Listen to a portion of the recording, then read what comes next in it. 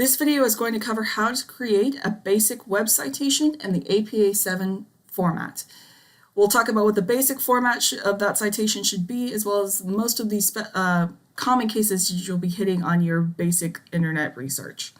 So to start with, you're always going to want to start with the author, and then the date in parentheses, then the web page title in italics, that's the page with the actual fact that you're citing, the website title in sentence case with no italics, and then finally the URL. And you don't need to do retrieved from URL or anything like that. There's no period or something at the end of the URL. You just copy it from your browser and paste it at the end of the citation. For author, if you have a clearly identified human, if you could say, okay, Jane Seymour, John Smith wrote this article, then by all means identify that person by their last name and their first initials.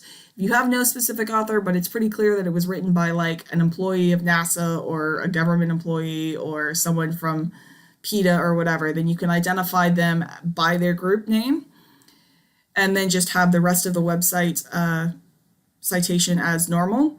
If the group name and site name are the same, we don't need to repeat ourselves, so you can go ahead and omit the site name just for clarity. If there's no author at all, happens a lot on the internet, then just start with the web page title and then the date and the website title and the URL.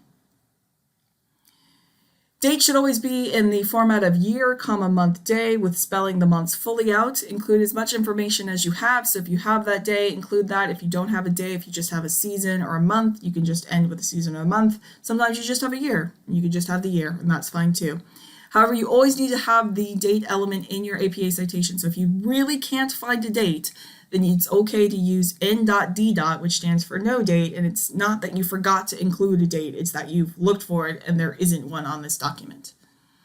If the site is dynamic and likely to change, things like wikis or news bulletins for ongoing events like terrorist accidents or wildfires or natural disasters or elections or whatever, then you want to end your citation with retrieved from month, day, year. And that lets anybody know that if they come back and they are reading your citation after the end of the incident, maybe months or years later, they can look at the publication date for the last update that you read, and then they can look at retrieved month, day, year and see, oh, well, the fact that she cited isn't here anymore, but that's because it's been updated since the last time she looked at this. So that's what that's useful. Interestingly enough, APA7 does have its own special Wikipedia citation style. But we wouldn't be citing Wikipedia specifically in this particular class because, in the words of Jimmy Wales, the founder of Wikipedia, you're in college, for God's sake, don't cite the encyclopedia.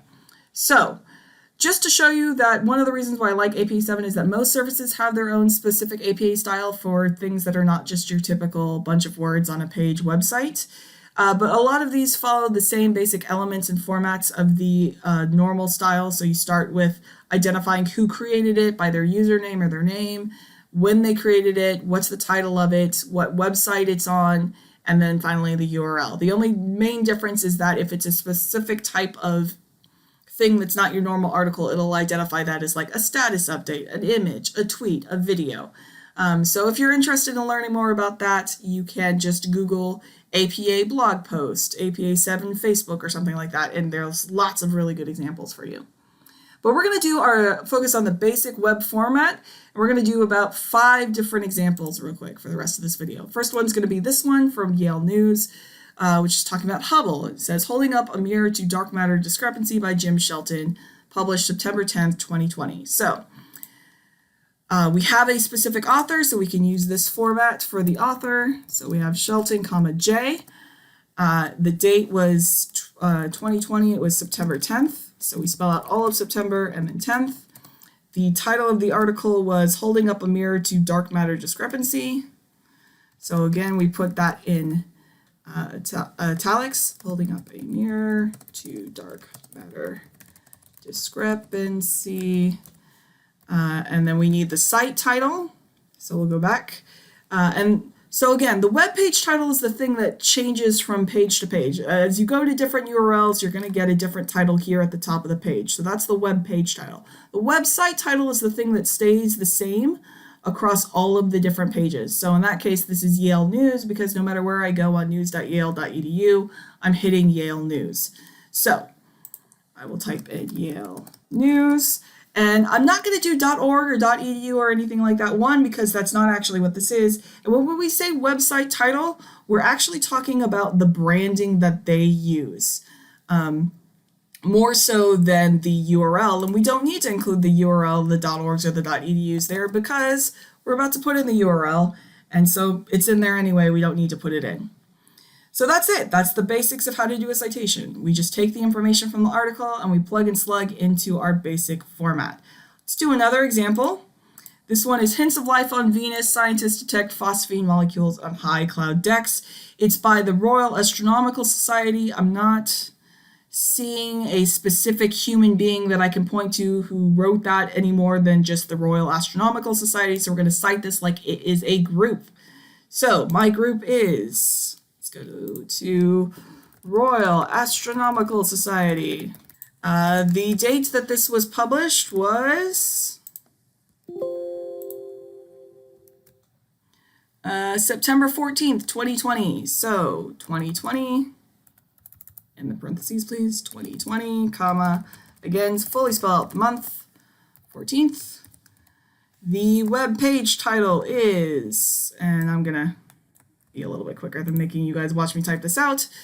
But again, for a sentence case, the first word of the title and any subtitles that happen after this colon need to be capitalized, as well as any proper nouns like Venus. We're going to end that with a period, and we're going to hit that with an italics, and I'll make it not bold as well.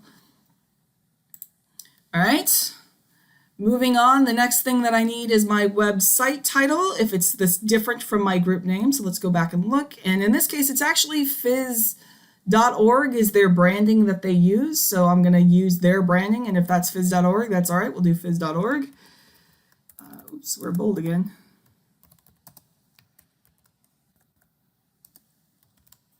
So no italics, phys.org. And then finally, we always end with our URL. So we'll do our URL, and there you go. That's the citation for that website. Let's do another one. So here we have another site. It's called registerednursing.org, the states with the largest nursing shortages. There's their website. The staff here looked at what this is. So they're kind of identifying themselves as group again, that the staff were the ones who wrote this. And there doesn't seem to be a specific person who wrote this. So we kind of have a judgment call. We could do this two ways. We could treat this as a group organization who wrote this, or we could treat this as a no author situation. It's a bit of a judgment call that you kind of need to make as a researcher about what do you think is most appropriate. So I'll start with citing this as a group or name. So their group name is again their URL. registerednursing.org. That's fine if they choose to brand themselves that way. And then this came out. Do we have a date? We do. Last updated May 19th, 2020. Okay, 2020, comma, May 19th. The date, the title of this is The States with the Largest Nursing Shortages. The states with the largest nursing shortages. We can italicize that because that's what we do with a web page title. We make that italicized. And then we need our website title if it's different than our group name. And in this case, it's not. Registerednursing.org is what they call themselves, and that's their web brand title. So we don't actually need to put the website title in there. We just need to end with the URL.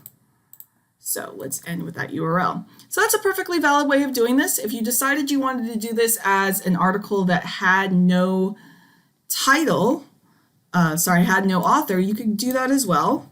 So in that case, you would basically take the same thing and start with the article title in italics, and then you would just move the website title back to where it would normally go behind the date, the date, because our website title and our group name was the same. So either of these are actually probably valid ways of citing this particular website, depending on how you decided to interpret, is that a group name or not. Worst case scenario, just assume that there is no author if you're not sure if it's a group author or not, and you can always just start with the title. Let's give another example here. So this is an example of a page that might change. We kind of need to play pretend, and we're going to pretend that it's June 14th, 2018, because this is the page about the 2018 Kilauea volcano. And they say that today's update for June 21st will be the last of the daily updates, so we know it's no longer being updated since June 21st, but for a very long time, you can see how long this page is, USGS was updating this one page multiple times a day with information. So if I had come on June 14th, 2018 to read this particular article, I might have had this much information, but nothing above it. And so someone who's reading my paper today in 2020 would have access to a lot more information about what was going on then than I would, because we simply didn't know it yet. So we're actually going to cite this like it's June 14th, 2018. So do I have a specific author? I have these people over here. I highly doubt that maybe the deputy scientist in charge or the head communication specialist or the public affairs specialist was actually typing up these different updates. They might have. And it's a bit of a judgment call about whether or not you want to list this as no author or as a group author, because this is clearly by USGS employees, or list one of these authors. I think my judgment call, I'm just going to list it as it's not going to have an author. I'm not going to try and determine that. But it does have a title, and that's Kilauea Volcano Erupts. So I'm just going to cite this as a website with no author, because I'm not sure exactly who is the correct author to cite. So Kilauea Volcano Erupts. Again, we always want sentence case. Oh my gosh. Erupts, thank you. And I am pretending that I'm writing this on June 14th and I'm doing it based on the latest stuff. So June 14th, 2018 would have been my latest update if I had checked this website on June 14th, 2018.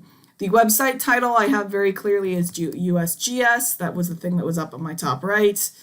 And then I would say, because this is a page that was being updated several times a day, I would say, hey guys, I read this on June 14th, 2018. So if you're checking it back on September 14th, 2020, things might have changed from the last bit of facts that I got, but we do need the URL. So we'll come over here, we'll take that URL, and we'll finish like that. The last thing we need to do, of course, is always make sure that that webpage title is italicized. One more example, real quick. We'll do this site. Sometimes web pages really don't give you a whole lot to work with. This is a pretty good example of that. We have a title. We don't seem to have an author. I'm not seeing a date. You know, it's got dates in it in the text, but they're not like when this thing was written. So, all right. That doesn't mean I can't cite it. I just have to cite what information I do have about this document. So I don't have an author. I'm going to start with the webpage title because I don't have an author. So the webpage title was the oh so specific whales. That's all right. You just cite what you have. We didn't see a date, so n.d. for the date. Website title is a little bit of a special case here too. You could, if you wanted to, say that there really isn't a site title. However, we can see that this is hosted like on a government website, and I would like to get credit for using a government website. I think that would make my citation look more impressive to my future readers and my faculty members. So actually what I'm going to do is just truncate that URL a bit and see who actually wrote this. And this is the New Jersey Division of Fish and Wildlife. So we'll call it the New Jersey Division. And even that is a little bit of a judgment call, because you could kind of say maybe instead it's like the New Jersey Department of Environmental Protection, but I like to be more specific if I can, because this is the actual department that did it, and they're the ones with their name at the front of the homepage. And then finally, we need the URL of our original source. So I'll just take that and plop it there at the end of my citation. If you need help with APA citations, the library does have a 24/7 chat help on its library homepage. You can always request a consultation with a local librarian, or even our writing center will help you with APA citations.